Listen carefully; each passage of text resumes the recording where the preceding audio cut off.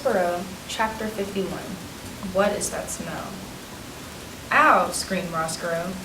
He turned to look at where his tail had been, and as he did, Despereaux drew his needle and placed the sharp tip of it right where the rat's heart should be. Don't move, said Despereaux. I will kill you. Ha ha ha, Botticelli laughed from the sidelines. Exactly. He slapped his tail on the floor in approval. Absolutely delightful. A mouse is going to kill a rat. Oh, all of this is so much better than I anticipated. I love it when mice come to this dungeon. Let me see, said the other rats, pushing and shoving. Stand back, Botticelli told them, still laughing. Let the mouse do his work.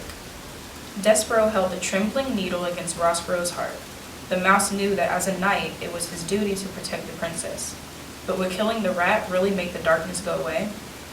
Despereaux bowed his head ever so slightly, and as he did so, his whiskers brushed against the rat's nose. Roscoe sniffed. What is that smell? He asked. Mousy blood, shouted one rat. Blood and bones, shouted another. You're smelling tears, said Botticelli. Tears and thwarted love. Exactly, said Roscoe. And yet, there's something else. He sniffed again, and the smell of soup crashed through his soul like a great wave, bringing with it the memory of light, the chandelier, the music, the laughter, everything. All the things that were not, would never, could never be available to him as a rat. Soup, moaned Roscoe, and he began to cry. Boo, shouted Botticelli. Hissed the other rats. Kill me, said Roscoe. He fell down before Despereaux. It will never work. All I wanted was some light. That is why I brought the princess down here, really, just for some beauty, some light of my own. Please, said Botticelli, do kill him. He's a miserable excuse for a rat. No, Despereaux, said the princess, don't kill him. Despereaux lowered his needle. He turned and looked at the pea. Boo, shouted Botticelli again. Kill him, kill him. All this goodness is making me sick. I've lost my appetite. Gore, shouted Mig, waving her knife. I'll kill him. No, wait, said the princess. Roscoe, she said to the rat. What, he said. Tears were falling out of his eyes and creeping down his whiskers and dripping onto the dungeon floor.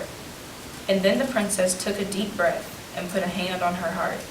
I think, reader, that she was feeling the same thing that Despereaux had felt when he was faced with his father, begging him for forgiveness. That is, P was aware suddenly of how fragile her heart was, how much darkness was inside it, fighting, always with the light. She did not like the rat. She would never like the rat, but she knew what she must do to save her own heart.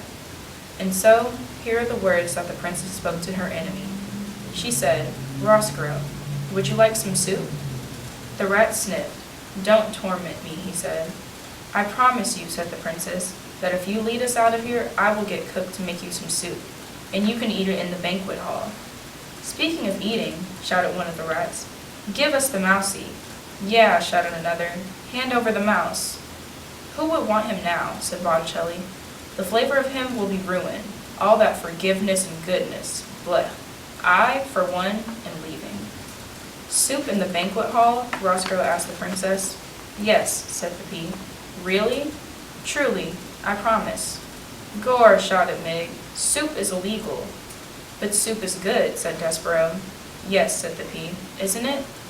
The princess bent down before the mouse. You are my knight, she said to him, with a shining needle, and I am so glad that you found me. Let's go upstairs, and let's eat some soup. And reader, they did.